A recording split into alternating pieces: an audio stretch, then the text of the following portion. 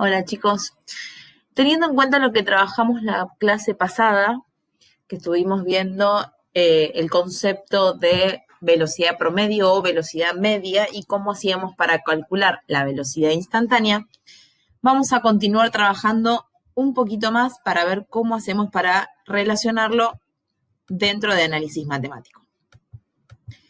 La clase pasada pudimos calcular mediante la aplicación de límites la velocidad instantánea de un determinado móvil.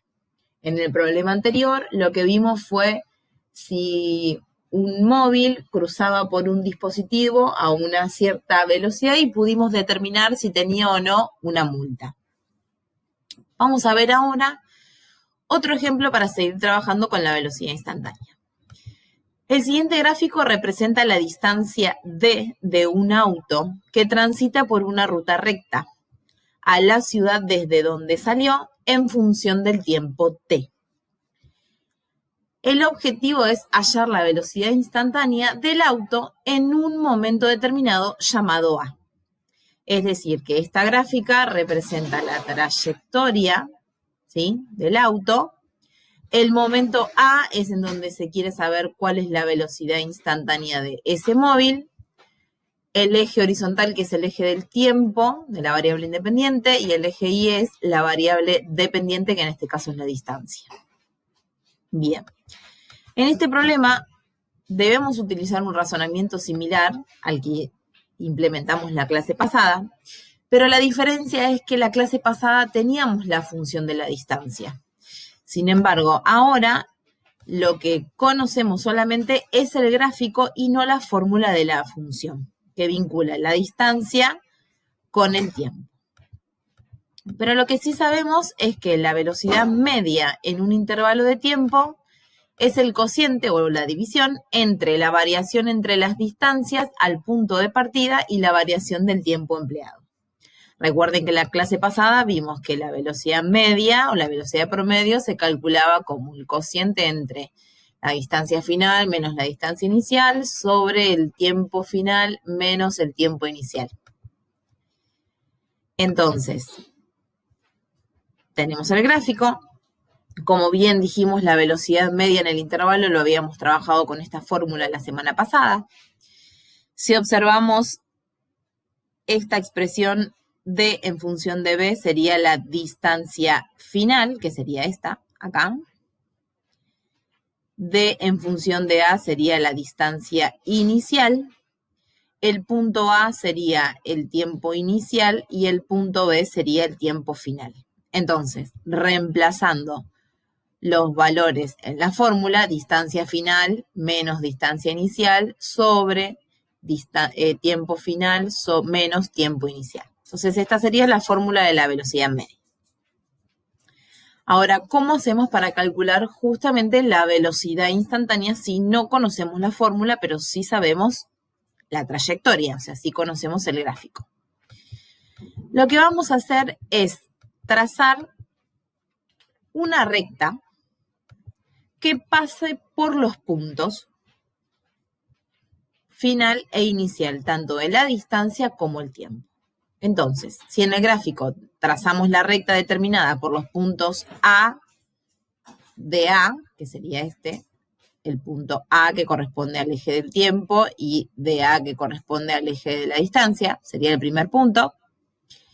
Y tenemos el otro punto, B, que corresponde a la coordenada del eje del tiempo, y DB, que corresponde a la coordenada del eje de la distancia, obtenemos el siguiente gráfico. Tenemos la misma curva, que era la gráfica que teníamos, y ahora trazamos una recta que pase por esos dos puntos. Bien. Si observamos acá, lo que nos queda en la línea punteada, fíjense, nosotros tenemos del 0 hasta el punto A, esto es A, y del 0 hasta el punto B es B. Es decir, que este tramo es considerado como B, que sería todo esto, menos A. Y lo mismo sucede acá. En esta línea punteada, si queremos calcular justamente cuánto mide, bueno, tenemos la distancia en función de B menos la distancia en función de A. Bien. Por lo tanto, la expresión que queda justamente, que es distancia en función de B menos distancia en función de A sobre B menos A, es conocida como la pendiente de la recta que pasa por esos dos puntos. Si ustedes recuerdan, cuando trabajamos con la ecuación de la recta, si conocíamos dos puntos, podíamos hallar su pendiente M, haciendo justamente la resta entre las coordenadas de I2 menos I1 sobre las coordenadas de X2 menos X1. Esta fórmula la usábamos justamente para hallar la pendiente de una recta. ¿Qué es justamente lo que nosotros tenemos acá? Tenemos la resta entre dos puntos. Fíjense que si estos son los puntos, este sería X1 e I1. Este sería X2 e I2. Por lo tanto, cuando hacemos la resta, obtenemos justamente la misma fórmula de la velocidad media. Es decir, que justamente la expresión que nosotros obtenemos acá, que es la de la velocidad media, es considerada como la pendiente que pasa por esos dos puntos. Ahora bien, nosotros queríamos calcular cuál era la velocidad instantánea. Es decir, que para calcular la velocidad instantánea lo que hacíamos era aplicarle el límite a la velocidad media o a la velocidad promedio. Ahora, ¿qué es lo que sucede? Nosotros, por un determinado punto, que es el primer punto, A de A, pueden pasar infinitas rectas. Pero solamente una sola recta es la que pasa justamente por estos dos puntos. Entonces, para hallar la velocidad instantánea en el punto A, que era la consigna, debemos calcular el valor del límite de la expresión, o sea, del cociente, cuando B tiende a aproximarse a A. Entonces, para ello dibujamos las distintas rectas que pasan por el punto A, f de A, o sea, la función, y que quedan determinadas por los diferentes valores de B, a medida que B se aproxima cada vez más a A. Si observamos, si tomamos B y nos aproximamos cada vez más al punto A, fíjense que se van generando nuevos puntos, es decir, que vamos a poder ir generando diferentes rectas. Pero si B se sigue aproximando cada vez más a A, voy a conseguir una sola recta que pasa justamente tanto por el punto A de A y por el punto B de B. Una sola recta. Lo que significa que en el límite obtenemos una recta que pasa por el punto A de A y cuya pendiente es el valor del límite de esta expresión que era la velocidad promedio, cuando B tiende a aproximarse a A. Esta recta en particular, que es la que conseguimos, que esta es la más clarita en el gráfico, se denomina recta tangente al gráfico de la función en un punto determinado. ¿Quién es ese punto? Es el punto A de A. ¿Qué es lo que me está planteando acá? Que a medida que B se aproxima a A, se pueden ir construyendo diferentes rectas. Pero solamente cuando B se aproxima lo más que pueda al valor de A, voy a poder encontrar una sola recta. Esa recta toca una sola vez a la curva o a la función con la que estamos trabajando.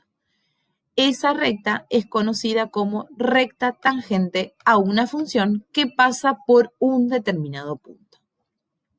Entonces, la pendiente de la recta tangente al gráfico de la función en ese punto es conocida como la derivada de la función en el valor de A. ¿Qué significa esto? Nosotros la clase pasada vimos que al calcular el límite de la velocidad media conseguíamos la velocidad instantánea. En este caso, cuando trasladamos esa información a un gráfico, lo que obtenemos al calcular el límite de la velocidad media es justamente la pendiente de una recta, que es justamente la recta tangente, a la curva o a la función con la que estamos trabajando. existe solamente una recta tangente que pasa por un determinado punto. En este caso, el punto es el punto que tiene coordenadas A y DA. Entonces, justamente lo que obtenemos al calcular el límite de la velocidad media, si lo vemos desde una interpretación física, es la velocidad instantánea, y si volcamos esa información a un gráfico, lo que obtenemos es la pendiente de la recta tangente en un determinado punto. Entonces, podemos conceptualizar dicha expresión y la vamos a llamar derivada de una función en un valor determinado. Entonces, llamamos derivada de la función f de x, o sea, de la curva con la que estamos trabajando, en el valor a, en un punto, y lo denotamos como f' de a. Esto es una expresión simbólica para poder expresar la derivada. ¿A qué vamos a llamar la derivada? Bueno, justamente al cálculo del límite. ¿Cómo tiene que quedar expresado ese límite? El límite de x tendiendo a de f de x, que sería la distancia final, menos la distancia inicial, sobre el tiempo final, menos el tiempo inicial. Es decir, el límite de x tendiendo a de f de x menos f de a, sobre x menos a. Entonces, cuando nosotros calculamos este límite, lo que conseguimos justamente es la derivada de una función en un valor determinado, siempre que este límite me dé como resultado un número real. Ahora, para poder trabajar justamente con el valor determinado de un punto, lo que hacemos es obtener dos formas de escrituras. La primera que vimos es esta, que fue la que mencionamos recién. Pero si nosotros consideramos que, por ejemplo, x menos a, ¿sí?, que era lo que teníamos en el cociente, en el denominador, si consideramos que x menos a es h, al despejar la x, obtenemos que x es igual a más h. Con lo cual, cuando x tiende a a, h tiende a ser 0.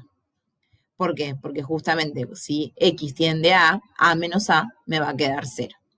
Entonces, de este cálculo resulta que vamos a poder trabajar con dos expresiones.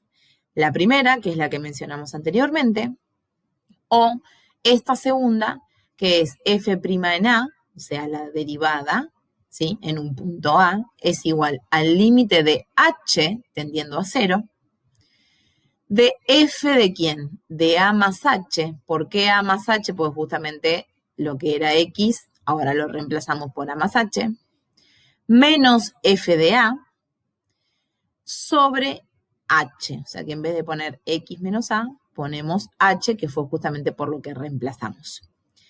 A esta expresión se la llama justamente cociente incremental.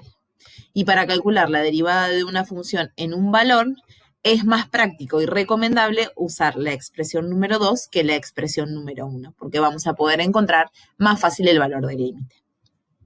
Entonces, a ver, vamos a ver cómo aplicamos la definición de la derivada, que si ustedes ven solamente es calcular un límite, pero ese límite tiene que tener una expresión determinada.